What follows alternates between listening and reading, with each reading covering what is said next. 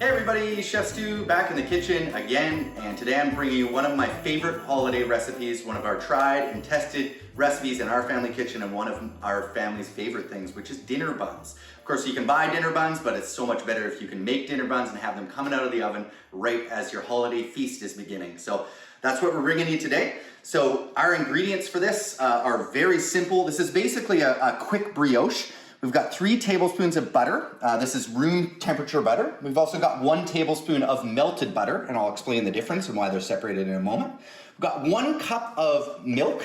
This is 2% milk. You could use homo milk if you wanted to as well. And this has been warmed up in the microwave for about 40 seconds, just to room temperature.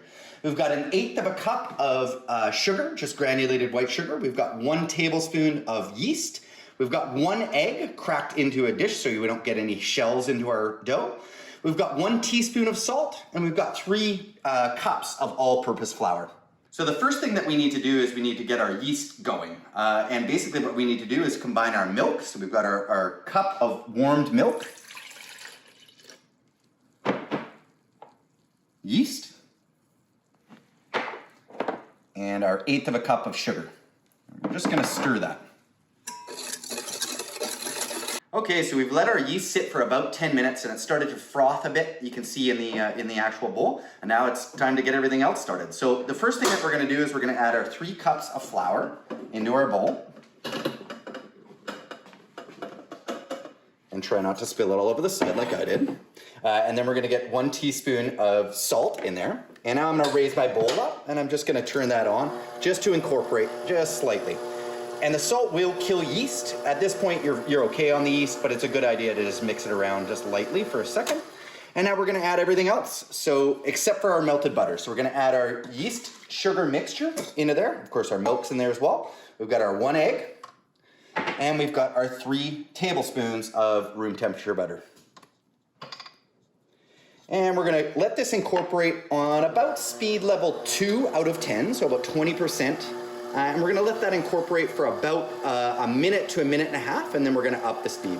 So after about a minute and a half, you can see all of the dry bits have come off the side. We're now gonna increase the speed up to about speed level 5 for about 8 more minutes. And by the way, if you don't have a stand mixer, you could do this entire process by hand. It would take a little bit longer, maybe 12 to 15 minutes total.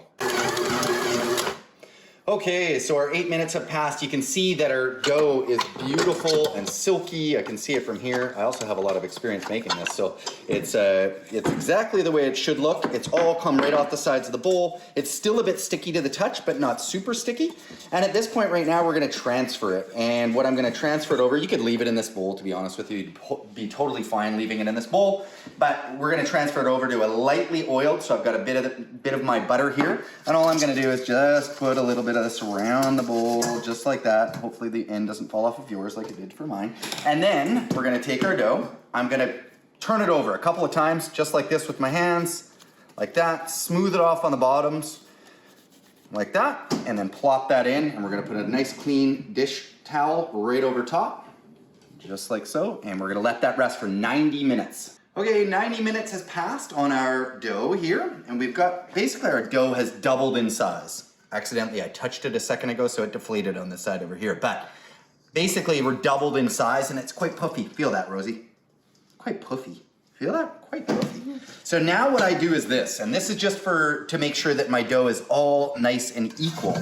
And that is, I weigh it. And then I do some quick math.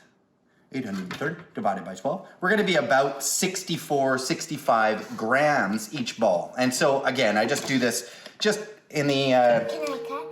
Yeah, 100% you can cut. Let me just do this first. So we're gonna show everybody what a 65 gram ball looks like. It's right around there. 64. Let's do 64. Do you remember how to do these? Mm-hmm. Yeah? So you're gonna watch Rosie's hands here. She's gonna do it. Are you gonna do it?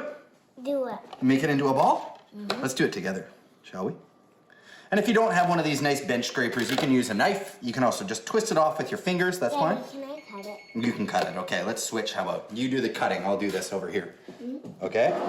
You go over there. And so all I'm gonna do is I'm gonna form it. And the most crucial part to this, and you'll see this at the end, is making sure you get it smooth on top and trying to get it smooth on the bottom so that it's all tidy on the bottom. Otherwise, what's gonna happen is when it rises again, because that's gonna be the next step, is letting it rise for an additional 60 minutes, it'll break apart. If it's not nice and tight, it'll break apart. And one of the things I did not mention is I've greased this pan already. I've greased it all on the edges.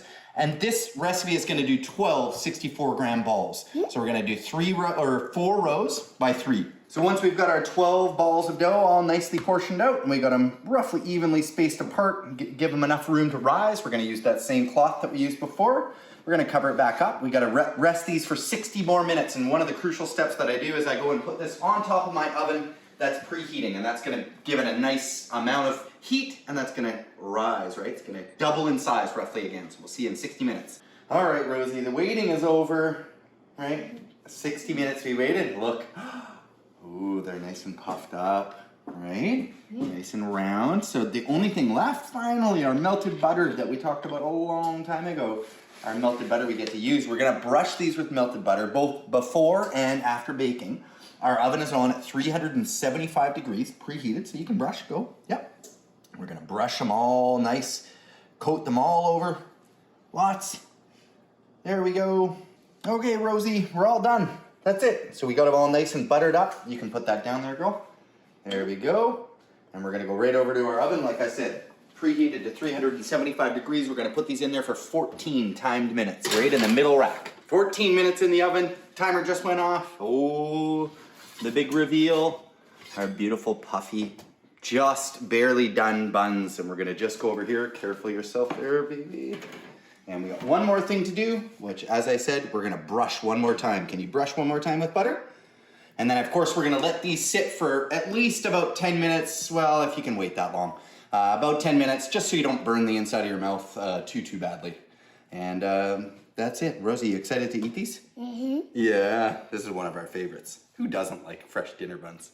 Enjoy, everybody.